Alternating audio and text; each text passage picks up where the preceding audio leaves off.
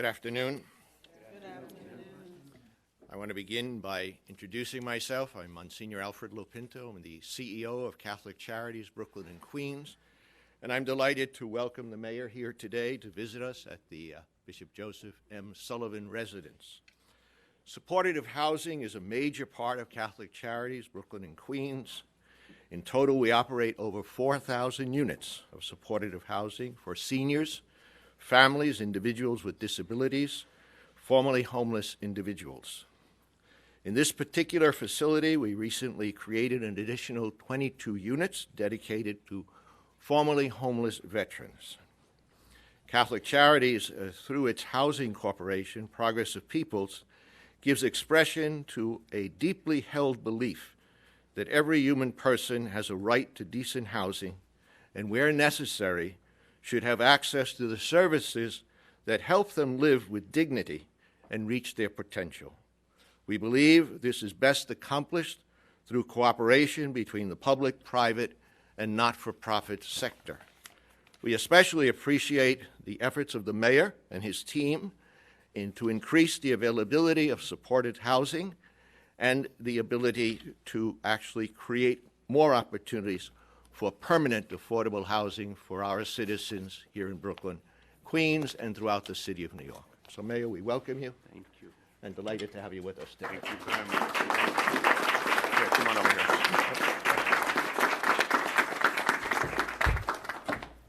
Monsignor, thank you. I have to say, I've had the honor over the years of working with Monsignor Lopinto and Catholic Charities of the Diocese of Brooklyn and Queens.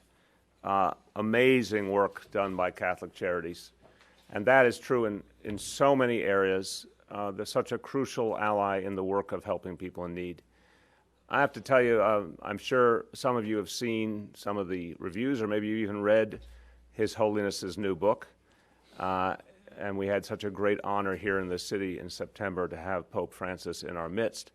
But there is no question that what's happening here in this building and the work of Catholic Charities represents everything that Pope Francis has been talking about reaching people in need, including all people, bringing people in from the cold with compassion and understanding. That's what's happening here in this beautiful facility.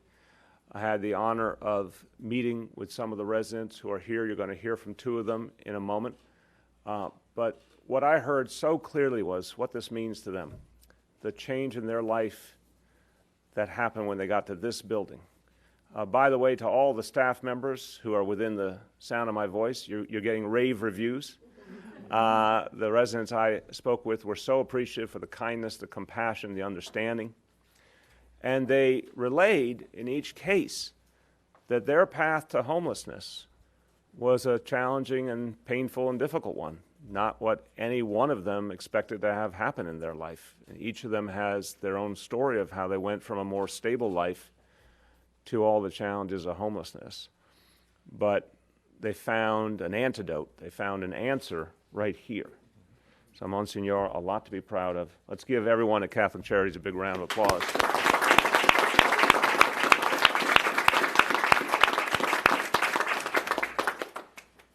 The Bishop Joseph M. Sullivan residence epitomizes the idea that people can be reached. And it epitomizes something that I think is very much in the DNA of this city. This is a compassionate city. This is a generous city. Maybe as New Yorkers we can have rough exteriors, but inside there are hearts of gold. And there is a tenacity in this city, unparalleled anywhere in the country, I'd argue. And we understand that people can go through tough times. And we appreciate people overcome those challenges, and we want to reach that helping hand to them. Here, 98 residents' lives have turned around. 98 people who have been reached, and our job is to reach so many more. What's happened here has made all the difference in the world for these individuals. It's everything that they hoped they would find on their road back to a better life. And the Bishop Sullivan residence is a tremendous model. There's a lot to learn from this place. There's a lot that's working here. And it's one of the facilities we are looking at as the model for where we want to go going forward with 15,000 more apartments. Because we're very proud of having committed to 15,000 apartments that are going to turn around 15,000 lives. But it's important to get it right, and here we have one of the great examples to build upon and to emulate. I want to thank the folks who are here with us from the administration. Steve Banks, our HRA Commissioner, Vicki Bean, our HPD Commissioner, Lori Sutton, Commissioner for the Mayor's Office of Veterans Affairs. I'm going to talk to you about a new group that we're putting together that is going to make a big difference. And when I do, I'm going to talk about the role that Vicki and Steve will be playing. But everyone in this room and everyone behind me has been in the forefront of the effort to create quality, supportive housing and to turn lives around. So what is a supportive apartment in real terms? It means much more than a roof over someone's head. It is a much deeper concept than that, because with a supportive apartment comes real support, counseling, social services, the helping hand in all its forms, people who are going to stick with you every step of the way. And why it works is because each person, and I heard 6 stories before, but each person needs something different. We've talked about this in terms of our homestat effort. We're going out all over the city to find folks who, very sadly, are still living 24/7 on our streets, but we said we're going to figure out how each person went from a better life to the streets and then figure out their path from the streets to a better life. It is going to be person by person. There is a different approach for each person, just like everything in human life. Each person is an individual. Well, here, that's recognized. Each person needs different things. But here in this building, that's possible to get each person what they need. The 15,000 new apartments all over the 5 boroughs are going to make a really profound impact on the lives of people in need right now. Now, some people will need help because they're overcoming substance abuse. Some people will need help because of mental illness challenges. Whatever the specific challenge or whatever combination of challenges, supportive housing is built ready to serve each person. And in each case, it means a person who is no longer on the streets or a person who's no longer in shelter but has found a home. We want to see each person reach their full potential. And I talked to some of the wonderful residents of this building, and some of them have dreams of what's going to happen next. And our job is to help them, because that's the whole concept, helping people find the fullness of their potential. So we're starting right now. The 15,000 apartments, some of them will be available this year, and the goal is to move as quickly as possible to achieve that goal. We want every additional apartment available to a New Yorker in need as quickly as possible. To achieve that goal, both to determine how to most quickly prosecute our plan, we want our plan to be constantly developing. We want to seize every opportunity to bring each additional apartment online as quickly as possible. We also want to make sure our supportive housing is the very best it can be. We want to work from the very best models. We want to constantly refine it and improve it. To do that, I'm proud to tell you today that we have assembled a really fantastic supportive housing task force. The leading names in this field have agreed to join us and to formally be a part of our effort to create the 15,000 new apartments. They're going to help us create the strategy. They're going to help us implement the plan. They're going to be part of how we make sure the quality is the highest it can be. They bring extraordinary experience, experts, advocates, providers with a wealth of experience. They're going to help us figure out in each case what's the cutting-edge approach to supportive housing. Now, they're experts in different parts of the spectrum. Some members of our new task force are experts at at-risk young adults. Some are experts in mental health. Each of them brings a common faith and passion for this work, a common belief that we can reach people and help them turn their lives around. I want to tell you the members of the task force, and I'm going to introduce in just a moment one of the co-chairs, Laura Mashu, who is also the executive director of the Supportive Housing Network in New York. She'll be speaking in a few minutes. She's agreed to be co-chair of our Supportive Housing Task Force, along with, as I mentioned, Commissioner Vicki Bean and Commissioner Steve Banks. So those three co-chairs will lead the way. Let me tell you who the members will be, and they really are an extraordinary group. I'm just going to name them off because I want you to hear all these names. Sam Marks, the Executive Director of LISC, Mary Brosnahan, the President and CEO of Coalition for the Homeless, Christy Park, the Executive Director of Homeless Services United, Kristen Miller, Director of CSH, Joanne Page, President and CEO of the Fortune Society, Christine Quinn, President and CEO of WIN, George Nashek, Executive Vice President of Help USA, Donna Colonna, CEO of Services for the Underserved. Monsignor Lopinto, thank you. Your involvement will mean a lot to us. Muzzy Rosenblatt, Executive Director of the Bowery Residence Committee. Adam Weinstein, President and CEO of Phipps Houses. Jacqueline Kilmer, CEO of Harlem United Community AIDS Center. Joanna Pustel, President and CEO of CAMBA. Brenda Rosen, President and CEO of Breaking Ground. Paul Freitag, Executive Director of Westside Federation for Senior and Supportive Housing. Dr. Rosa Gill, Founder and President of Communal Life. Tony Hannigan, the Founder and Executive Director of Center for Urban Community Services. Reverend Terry Troya, Executive Director of Project Hospitality. Sister Paulette Lamonaco, Executive Director of Good Shepherd Services. Geraldine Perrine, Executive Director of CHPC and former HPD Commissioner.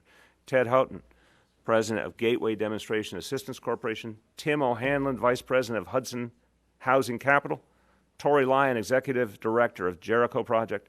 Deborah Van Amerongen, Strategic Policy Advisor at Nixon Peabody, former State Housing Commissioner. Sister Janet Kinney, Executive Director of Providence House. Eric Weingartner, Managing Director of the Robin Hood Foundation. Fred Shack, CEO of Urban Pathways. And Judy Kende, Vice President of Enterprise. A really extraordinary group. We'll distribute that list, of course, to everyone, but a really, really extraordinary group that brings so much talent, so much knowledge, so much ability to help us get the job done, get the job done quickly and well. Now, we consider this our job to get this right, and since I'm in the presence of Monsignor Lopinto, I can say we consider it our moral imperative as well. The richest city in this country. We can do this, we must do this, we will do this. I mentioned all the tools we are applying. Homestat will be reaching each and every homeless person on the streets constantly, working to bring them in, making sure that any challenges are addressed. DHS, NYPD, and other agencies working together. You heard the other day, we've doubled the number of city drop-in centers. And drop-in centers are yet another tool to help get folks off the streets, to give them a place that they feel comfortable, where they can get some support. And again, we believe one of the best gateways to larger help, to longer-term help that a lot of homeless people need. The 500 new safe haven beds, again, with great cooperation from the diocese and the archdiocese and many houses of worship. Again, smaller facilities, safe, secure facilities, where many people feel more comfortable coming off the streets, and that is a beginning of getting them the larger help they need. We're going to be making a number of additional repairs and improvements at our shelters. We have our shelter repair task force underway. We've upgraded it, and we'll be putting in additional resources so that those changes are made more quickly. We're proud of the fact that we've helped 22,000 people get out of shelter and to housing over the last 2 years, but there's much more to do. We're proud of the fact that we've reached 91,000 people to help keep them out of shelter to begin with and in their homes, but there's more to do. Supportive housing is a crucial part of the equation because it is one of the actual permanent elements of the solution. It's one of the things that once someone gets to supportive housing, they've actually reached a home for the long term. We know this challenge developed over years and decades, but it's our job to fix it. and we know we can turn the tide, and we know this city will not be as great as it was meant to be until we turn that tide. A few quick words in Spanish, and I'd like you to hear from a couple of our colleagues here and from two of the residents of this facility. Las viviendas de apoyo ayudan a neoyorquinos con problemas mentales, de abuso de sustancias y sin hogar a recuperar sus vidas en un lugar estable. Hace poco anunciamos un plan para crear 15,000 viviendas de apoyo en 15 años. Hoy me complace anunciar un nuevo equipo de trabajo en el que participan expertos y organizaciones de servicio en este campo. Ellos nos ayudarán a alcanzar nuestra meta con rapidez y eficiencia. Just want to say for the record, task force is a good word. It's a good, strong word. But equipo de trabajo is even stronger. Team of work. I like that. Excellent. I want you to hear from two wonderful people. First, a woman, I very much appreciate her story. Spent a lot of her life in the Bronx. Used to work on Wall Street until her life took a tough turn. But then she was blessed to end up here, and she's going to tell you what that meant for her. It's my honor to introduce Miss Sylvia Flowers.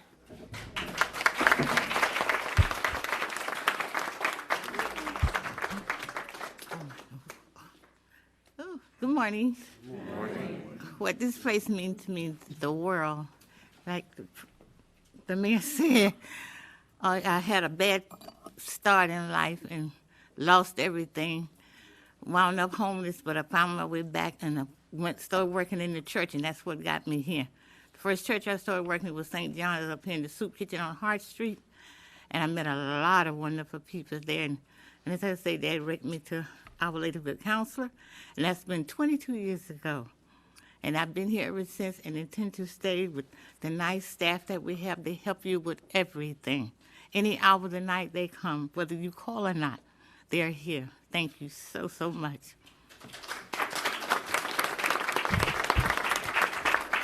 Thank you. Thank you, Sylvia. And now a gentleman who, among other places, lived in Harlem, served our nation in the United States Army, also came upon tough times, particularly the challenges of substance abuse, but turned his life around with the help of folks here. Mr. Darrell Harper.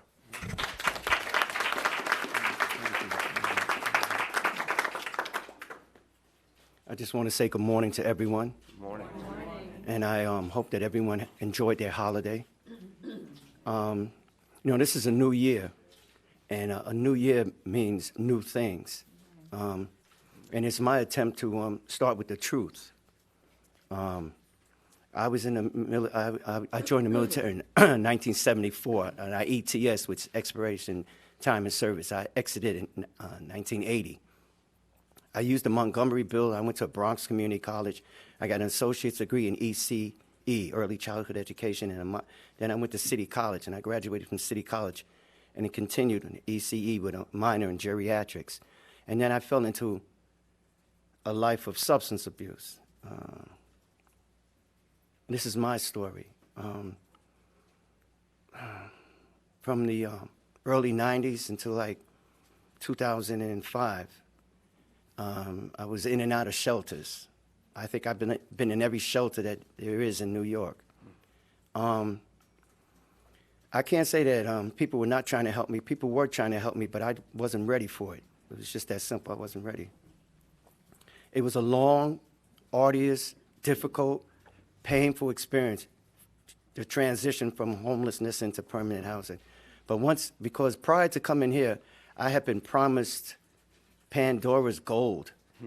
And in 6 months, it didn't materialize, and I was heartbroken. And when my HUD-VAS worker said, well, Mr. Harper, we're going to this other place, 800 Madison. So I said, yeah, okay, sure, why not, And so he brought me over here, and I said, well, my hopes are high anyway. So I said, well, we fill out the paperwork, and once again, I know they're going to crush my heart again. But it didn't happen like that. the individual I spoke to, she said, Mr. Harper, don't worry. I had heard that before, too. Don't get it wrong. She said, oh, Mr. Harper, you're going to be here. I had heard that before, too. She said, Mr. Harper, we want you here. I had heard that also. So, but then something else changed. She called me and she said, come on in. I want you to finalize it. I want you to come get your key. And then everything, not everything, I'm not going to get it twisted, not everything. But for the most part, things unraveled very well, and it continued to not unravel but unfold. I've only been here a little over a month, but I'm already in the process of getting hooked up with the Easter SEAL program. They have a senior citizen employment program, 55 and older, and what they do is they send you out on a site, and a minimum amount of time you stay in that site is 3 months. If you're not hired, they send you from site to site with periodic upgrading in your skills until the objective is to get hired. And that's my objective. So far, I've met a lot of people. I have to be truthful. The people I'm standing in this room with now, I probably may not see again.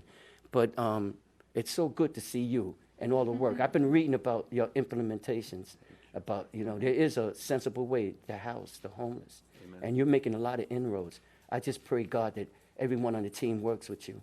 And, okay, that's it for me.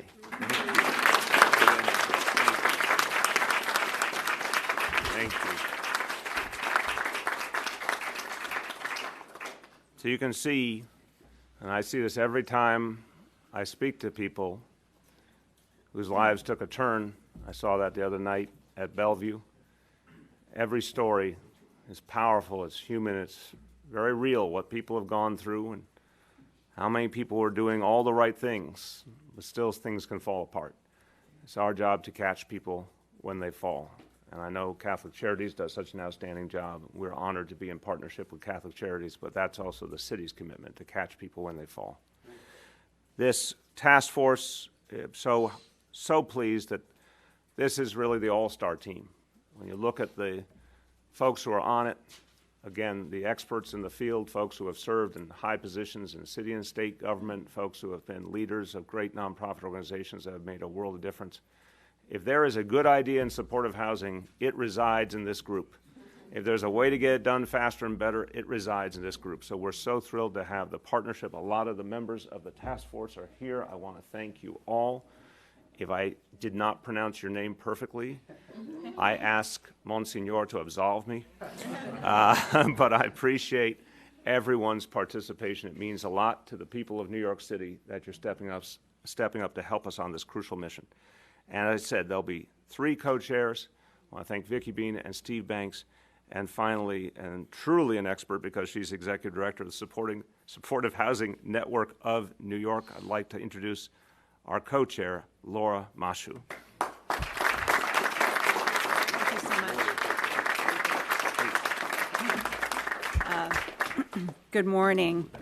Okay. Make it easier. There you go. So it's such a pleasure to be here today. Thank you so much, Monsignor, Brooklyn Catholic Charities, Mr. Mayor. Actually, I got my start here. I left college and my first job was at Brooklyn Catholic Charities as an activity specialist here in this very building. So it was not only, coming home. So really coming full circle. And it really began my passion for homeless individuals and families and really their struggles to reintegrate into the community and really the unending success of supportive housing. I think we've talked about it today. Where you start and you have a home, life just goes from there. And I think so many people have articulated that. And it is so very powerful to helping us end the homeless crisis that we're currently in. This building also represents both Catholic Charities and the City of New York's commitment to supportive housing over the last 3 decades. It was opened in the late 80s and recently renovated to what you see it here today under the current New York agreement. And we are thrilled, absolutely thrilled with the mayor's commitment to develop another 15,000 units of supportive housing. And also this administration has really taken the time to engage the nonprofit community and the stakeholders. And we really appreciate that ongoing on many fronts on homelessness and on supportive housing. And really who you see today is the Brain Trust. So we are incredibly excited to get going. with the task force and with the implementation. Very excited to get forward with the task force and the implementation of 15,000 units. We've learned a lot. We have a lot of thinking ahead of us, and we're very excited. So thank you so much. Thank you. Thank you.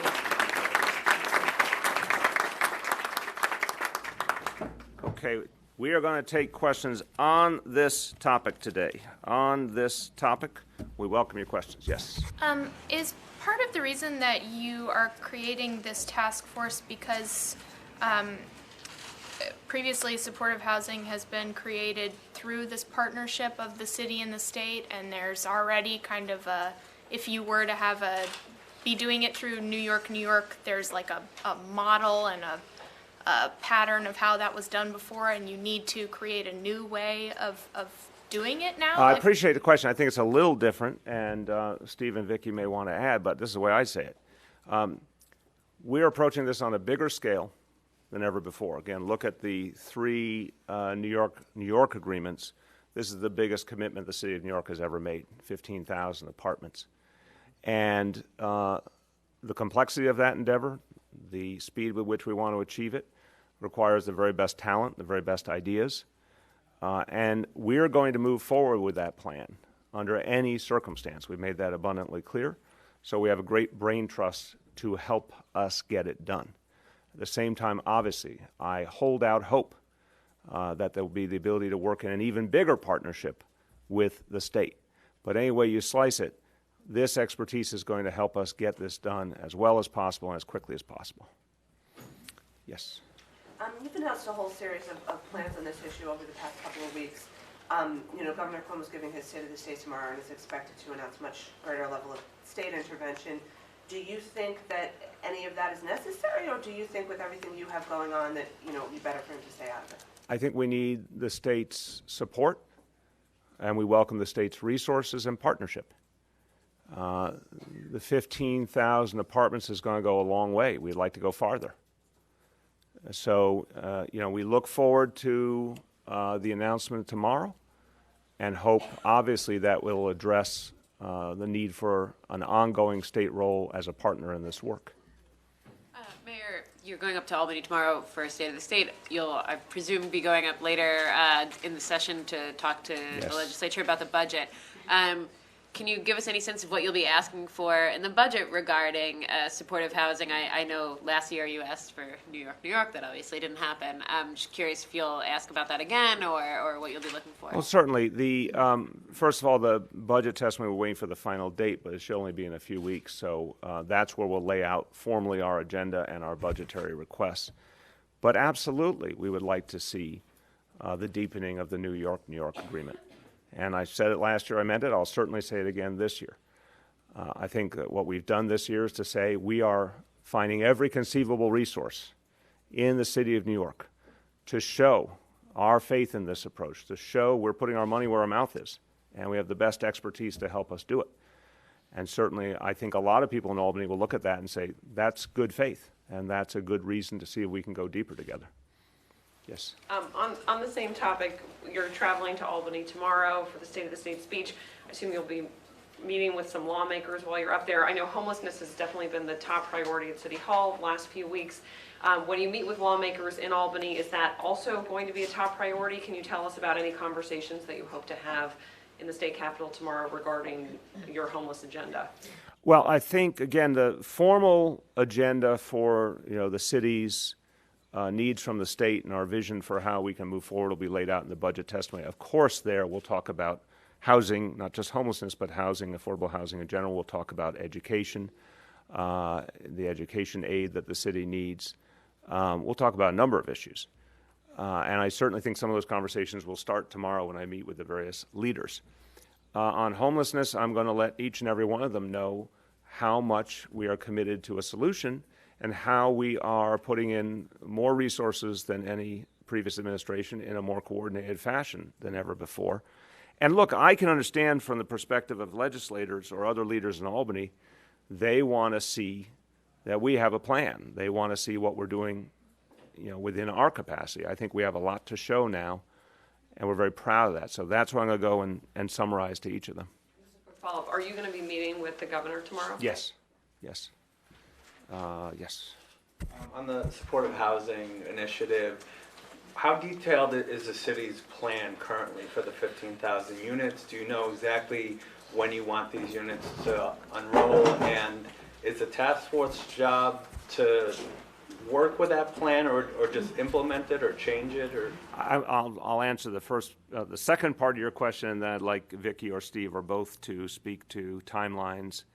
I see the task force as everything from a conscience and a group of folks who help us think how to do things best, and a sort of center of innovation, to people who can help us figure out how to do this faster and better. So it's like any other situation where you bring in the leading expertise in the field. I think if you showed this list to anyone who knows anything about supportive housing, about homelessness, they would say this is essentially everyone. So it's an extraordinary list. We want them to help us figure out how to do this as best and as quickly as it can be done. Who wants to join in? So, yes, we of course have things in the pipeline. We have new buildings already in the pipeline that will close in June, for example, or close by June.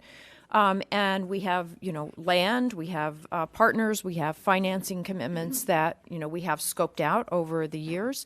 But I think one of the things that's really critical here is, and the reason why this brain trust is so important, is that we really are trying to shape new models. We're trying to harness funding that's never been available for supportive housing, taking it, using funding better so that we can build more affordable, more supportive housing over time.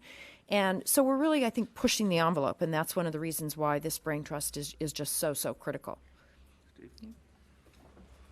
I just want to add, following the mayor's announcement, we've already begun to put the plans in place to move forward, and we previously committed that we would at least get 250 additional units up by the end of this calendar year.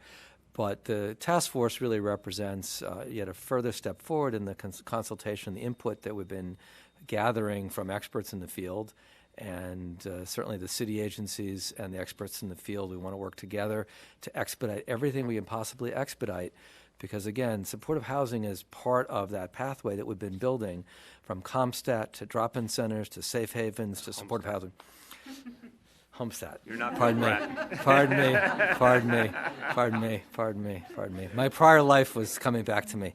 The combination of moving from the homestead effort to identify people on the streets, give them a helping hand, to the drop-in centers that we discussed yesterday as a way station from the streets, to safe havens, and now to supportive housing. We want to accelerate every piece of that pathway that we can to bring the urgency that the mayor is bringing to this issue on an everyday basis. Okay, on topic, any other questions? Going once, going twice. Thank you, everyone. We'll see some of you in Albany. Thanks a lot.